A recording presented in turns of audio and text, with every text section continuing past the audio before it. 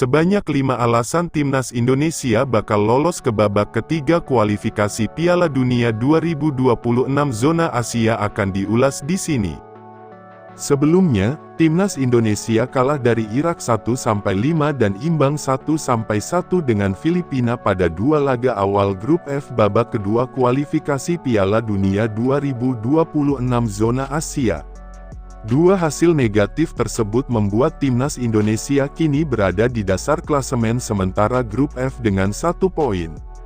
Selanjutnya, Timnas Indonesia masih memiliki 4 laga sisa di babak kedua kualifikasi ini. Pasukan Shin Tae-yong itu minimal harus finish di peringkat kedua grup F demi lolos ke babak selanjutnya. Sebab, hanya juara dan runner-up grup saja yang akan melaju ke babak ketiga kualifikasi Piala Dunia 2026 zona Asia. Jika finish di dua besar, Timnas Indonesia juga lolos ke Piala Asia 2027 di Arab Saudi. Setidaknya, ada 5 alasan yang membuat Timnas Indonesia bakal lolos ke fase ketiga tersebut. Apa saja? Berikut 5 alasan Timnas Indonesia bakal lolos ke babak ketiga kualifikasi Piala Dunia 2026. 5. Motivasi untuk bangkit. Setelah mendapat hasil negatif di dua laga awal kontra Irak dan Filipina, Timnas Indonesia tentu akan memiliki motivasi tinggi untuk bangkit pada laga-laga berikutnya. Setidaknya, ada 4 laga tersisa yakni melawan Vietnam 2 kali pada Maret tahun 2024 dan bersua Irak serta Filipina pada Juni tahun 2024. Namun, melakukan evaluasi tentu wajib dilakukan oleh skuad Timnas Indonesia.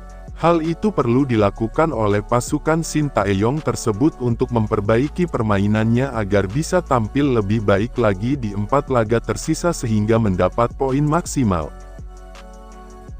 4. 3 kali main di kandang. Timnas Indonesia memiliki sedikit keuntungan karena masih menyisakan 3 laga kandang di babak kedua ini. Selama main di kandang sendiri dalam 5 laga terakhir, Timnas Indonesia tak pernah kalah kecuali dari juara dunia 2022, Timnas Argentina, dengan skor 0-2. Timnas Indonesia akan menjamu Vietnam pada Maret tahun 2024 sebelum menerima kunjungan dari Irak dan Filipina pada Juni tahun 2024. Mereka memiliki kans untuk meraih poin maksimal di laga kandangnya. Elkan Bagoches mesti minimal paling tidak meraih 9 poin untuk melaju ke babak berikutnya. 3. Kepercayaan diri Shin Tae-yong. Shin Tae-yong optimistis bisa membawa Timnas Indonesia lolos ke babak ketiga kualifikasi Piala Dunia 2026 zona Asia. Pasalnya, Timnas Indonesia masih memiliki 4 laga tersisa di babak kedua ini, 3 di antaranya bermain di kandang. Kami hanya meraih 1 poin setelah 2 laga tandang, namun masih ada 3 pertandingan di kandang sendiri. Tim Indonesia sangat kuat saat bermain di kandang sendiri. Saya masih merasa positif dan percaya diri kata Shin Tae-yong, mengutip dari Bongda 24H. 2. Marcelino Ferdinand dan Ivar Jenner main. Marcelino Ferdinand dan Ivar Jenner berpotensi main pada sisa laga kualifikasi Piala Dunia 2026 zona Asia setelah sebelumnya sempat absen karena belum pulih dari cederanya. Kedua sosok pemain tersebut tentu sangat dibutuhkan untuk mempersolid skuad Garuda. Marcelino Ferdinand memiliki visi bermain, kelincahan, tendangan keras yang akurat, hingga pandai dalam mengatur ritme permainan. Begitupun dengan Ivar Jenner, gelandang FC Utrecht yang memiliki kemampuan di atas rata-rata dalam mengawal lini tengah. Mereka diharapkan bisa main di 4 laga sisa.